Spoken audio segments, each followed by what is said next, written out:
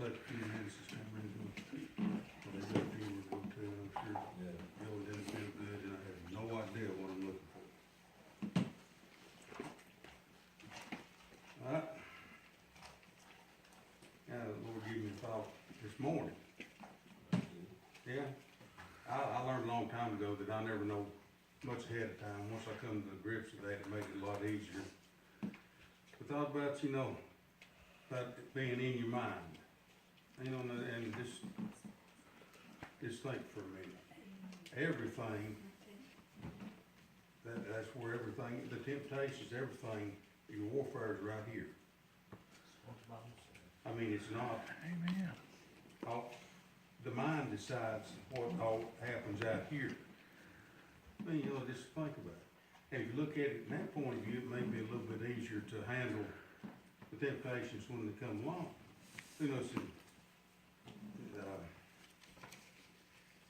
I can't think.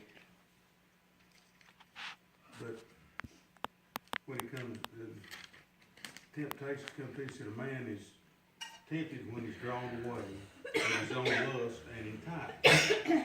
Now you see that it has to be something you're kind of interested in, because it wouldn't entice you otherwise. Because the devil is not going to come at you with something that you're strong in. We all got weaknesses, that everybody's is different. But there's that certain thing he come to you, it really tears you down. But then again, like I said, it's all in how you approach this up here. And how many times does it say by the renewing of your mind? Renew your pure mind by way of remembrance.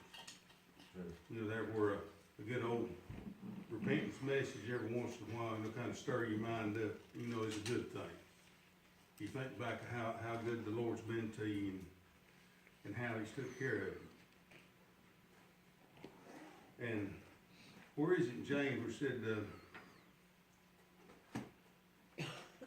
here in the 14th verse of the first chapter, but every man's tempted, we're drawn away by his own lust and enticed.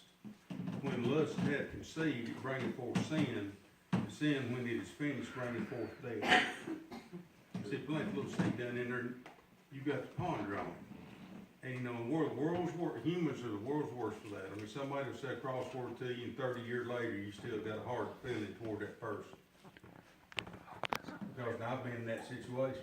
And then you see, and the only one that hurts is yourself. Holding a grudge, because the other person don't know anything about it. They're going to marry their own as happy as they be. You're sitting in the dark and worried to death about it, and what have you accomplished? Other than taking years off your own life because you pondered on that for so long. Why he says, talks about little kids. Now son, they'll fight, Lord, like cats and dogs, and 10 minutes later they're playing. Take the example, like my grandbabies. There's no better love because it's completely from the heart. They don't have any kind of ulterior motive or anything else. Like when you grow up, that changes. That's sad to say, but it's hard to trust anybody because you don't, how many times you had people say that, they say they love you to your face and turn around and stab you in the back. And that's a sad thing because love is the greatest thing that ever was. Amen. But people have thrown that word around so casually, to me it seemed like it's took some of the meaning away from it. Because it says, greater love hath no man than he lay down his life for his friend. Now Jesus knew what he was going to endure. Much the same way as we would go with the reformed execution today. And he done it anyhow. Now, if I've done something wrong, well, I'll make it right. But if I've not, don't accuse me of it. Now, here's a perfectly innocent man, never done a thing wrong in his whole life, and he bore everybody's sin to make a better way for us. That's true. Now, if that ain't love, I don't know what is. It's the same thing, they use the leave me Chloe all the time, but I wouldn't, and none of the rest of you would either, think twice, or even once, about sacrificing myself if I could save them. The thought, and any of us, the thought would never cross my mind. Because the love I have for them, it's whatever it takes, to make sure they're all right. the same, the same way in the church. That's how we ought to feel one for another. That we would sacrifice ourselves. Because, now there's a lot of sayings in there. Now, we're all big on faith. I mean, everybody, faith certain things, hope for, evidence things not seen, man, that's been preached. No telling how. But when you get on this part that says confess your faults one to another, now that kind of warms everything down a little bit. Because who do you trust? I mean, it's something to think about. Now, you trust somebody enough to confess your faults and trust that they're not going to tell everybody up and down the creek, which is 9 times out of 10 what happens. Now, when you get in a place where you trust people that much, then you have found something special. And that's what the church is supposed to be. Where we can go to one another in this. Because, it's almost a contradiction of terms in a way, because salvation is a very personal thing. As personal as it gets, but you need other people. Now, that if you think on that too long, it kind of gets a little confusing. But, we're brought together and have fellowship with the brethren, and we lean on one another. And, you see, be working or something, see one of them go to church, go down the road, and it gives you a good feeling. You didn't say anything, or anything like that, you just seen them go by, so there's a brother. And I always think of Richard. Me and him, we've been together in services 40 years, I guess, off and on. And every time we meet, he says, he called me Brother Leonard. First words out of his mouth. And they did something about that. That fellowship since the the mid-70s. That's pretty cool. And we all can be part of that. And this thing's gonna last forever. It's the only thing it is. But it's getting your mind around everything and being able to weigh it out. I guess what got me to thinking on that, honeydew projects, we all understand them. I was in the shop there to build a cabinet to go in the bathroom. Patty's been painting and doing a little bit. And I don't know how yours are, but I had to build that in my head before I ever bought the first piece of any material, because I had to see in my mind how it was going to come out, or I couldn't build it. And you have to see with your mind as far as salvation goes. Now, this is all by faith. We haven't seen Jesus. We hadn't seen any of this that we've read about, because that's 2,000 years ago. But we stake our whole life on that. Yes. It said, hang on this minute. I don't remember which direction Hebrews is in. I'll tell you what, this short-term memory loss can get on my nerves time to time.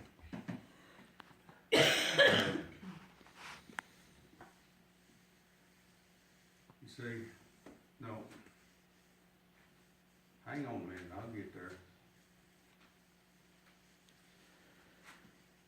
It said, no, it's 12th chapter of Romans, what I was thinking. So I beseech you, therefore, brethren, by the mercies of God, that you present your body a living sacrifice, holy and acceptable unto God, which is your reasonable service. Now, what always stood out to me there, it didn't say it's going out of your way, so that was your reasonable service. I mean, that's just kind of, that's what you're supposed to do. But it said, be not conformed to this world. And as age has come on, you understand really how easy that is. You're young and dumb, you don't think too much about it, but you can fall into a groove, and before you know it, be drawn away if you're not careful, because peer pressure, even at our age, plays into this, just like it did when we was in school. Yes. If you're not careful. Now, we should have figured that out a long, long time ago, it seems like it gets everybody. It says, be not conformed to this world, but be ye transformed. And you transformed how? By the renewing of your mind.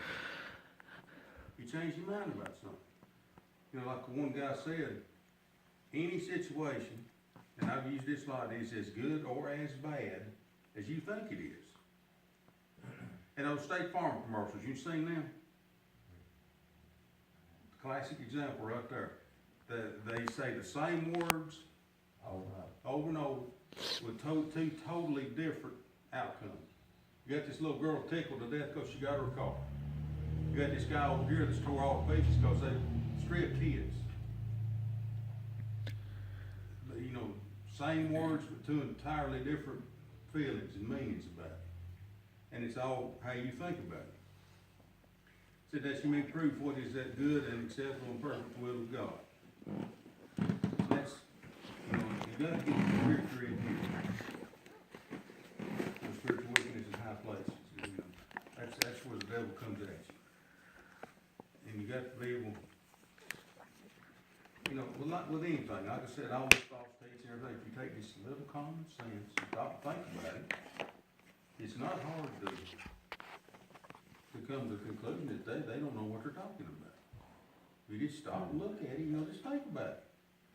Same thing with, you know, with anything. How many times, of course, you know, growing up with grandparents, I learned the value early on of listening to an older man because he knows what he's talking about. You know, he's been my age that I hadn't been his, and you take advantage of his wisdom. It's like that old saying, said, boy, you do that, you're gonna wish you had it. How many times have you been in that situation? Because that older man knew what was coming. Everything's a price to pay. I don't care what it is. True. But if you stop and think about it, majority of the time you're not gonna go along with it because you know better. It's when you get in the heat of the moment. And your brain's not exactly working like you're supposed to when you get into trouble. So it's just a simple thing to stop.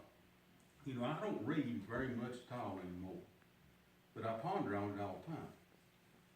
And sitting meditating, because, you know, the life is not black and white.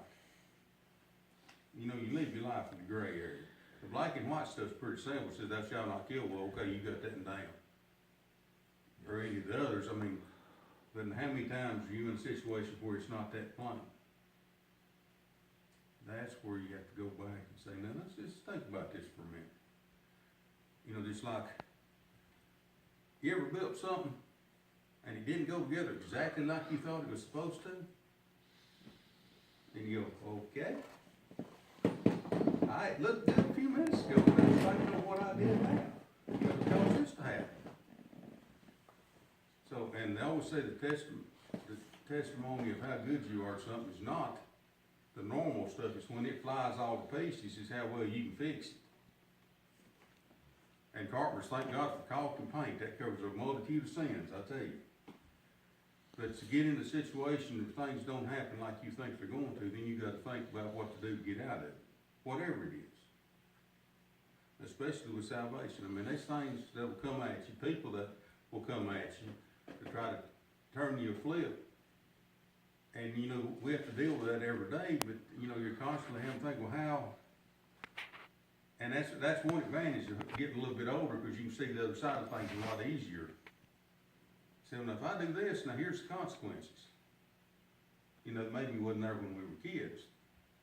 But, you know, the most important thing is to meditate on what God's got to say. You know, the little things, I use this all the time. You know, big miracles, when they happen, they're blessed. They don't happen very often. Little bit of things, you can really see how the Lord guides you day by day.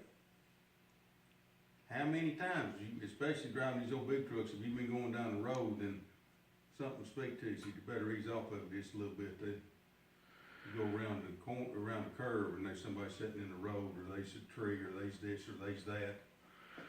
How many times does that happen? How many times said, well, now you need to go, you know, just out of the blue, something will come, you know. And that's where you really get in tune with God. And